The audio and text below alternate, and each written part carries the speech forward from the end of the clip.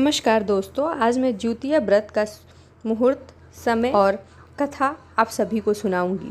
तो आइए जान लेते हैं कि ज्यूतिया व्रत 2024 में कब है। ज्यूतिया व्रत 2024 में 25 सितंबर को रखा जाएगा और ज्यूतिया व्रत माताएं बहनें संतान की लंबी उम्र और सेहत के लिए रखती हैं। इस व्रत का बहुत ही यूपी, बिहार और झारखंड में मान्यताएं हैं और ज़्यादातर लोग वहीं के करते हैं। ये ज्यूतिया व्रत अश्विनी माह के कृष्ण पक्ष की अष्टमी तिथि को रखा जाता है।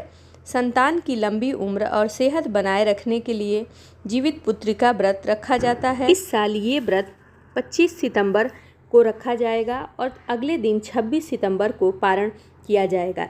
ज्यूतिया व्रत की पूजन सामग्री कुछ इस प्रकार हैं। पहले ज्यूत वाहन की मूर्ति मिट्टी से बनाई जाती है। उसके बाद अक्षत, फल, फूल, गुड़, दीप, श्रृंगार आदि चढ़ाया जाता है। जीवित पुत्री का व्रत, उसके बाद जीवित पुत्री का व्रत की कथा सुनते हैं और कथा सुनने के बाद आरती करने के बाद अगले दिन पारण करते हैं और निराजल 24 घंटे का उपवास रखते हैं। तो आइए ज्यूतिया व्रत की कथा मैं आप सभी को बताती हूँ। कहा जाता है कि प्राचीन काल में नर्मदा नदी के पास एक जंगल में एक लोमड़ी और एक गरुड़ रहा करते थे। दोनों ने महिलाओं को उपवास और प्रार्थना करते देखा। वो भी ऐसा करना चाहते थे।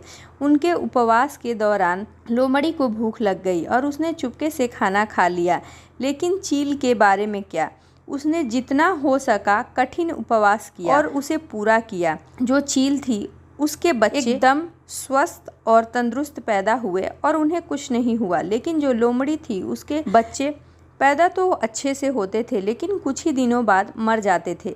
लेकिन जो चील के बच्चे थे वो बहुत लंबे और स्वस्थ और चिरायु थे। इस कहानी के अनुसार ज्यूतवाहन गंधर्वों के राजा और एक बुद्धिमान व्यक्ति थे। ज्यूतवाहन राजा होने से खुश नहीं थे, इसलिए उन्होंने अपने सभी भाइयों को देश के प्रभारी पद से हटा दिया और अपने पिता की सेवा करने के लिए जंगल में चले गए। और एक दिन जब वे जंगल से गुजर रहे थे तो उनकी मुलाकात एक उदास बूढ़ी औरत से हुई।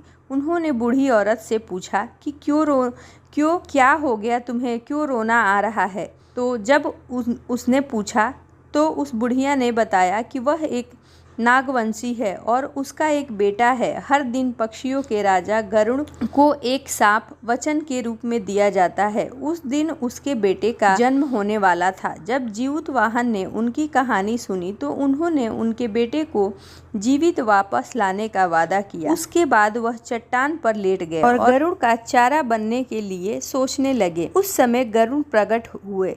उसका लाल कपड़ा जीवित वाहन के चारों ओर लिपटा हुआ था और वह उसे पकड़कर चट्टान पर चढ़ गया। उसे नहीं पता था कि उसने जिस आदमी को पकड़ा है वो कुछ क्यों नहीं कर रहा। वो जीवित वाहन उसके बारे में बात करता है। वाहन कितने बहादुर और दयालु थे। यह देखने के बाद गरुड़ ने सांपों से फिर कभी बलि न मांगने का वादा किया और तब से माताएं बहनें अपने बच्चों की लंबी उम्र की कामना से ज्यूतिया व्रत करती हैं। इसकी मान्यता ये है कि अगले दिन पारण के टाइम जो महिलाएं ज़्यादा लेट तक उपवास रखती हैं और बाद में पारण करती हैं तो उसी को खर ज्यूतिया बोलते हैं। इससे मान्यताएं हैं कि और भी ज़्यादा बच्चों की लंबी उम्र होती है। इसी प्रकार ज्यूतिया की तो बहुत सी कथाएँ हैं, लेकिन उन कथाओं में से एक मैंने आप सभी को सुनाई है।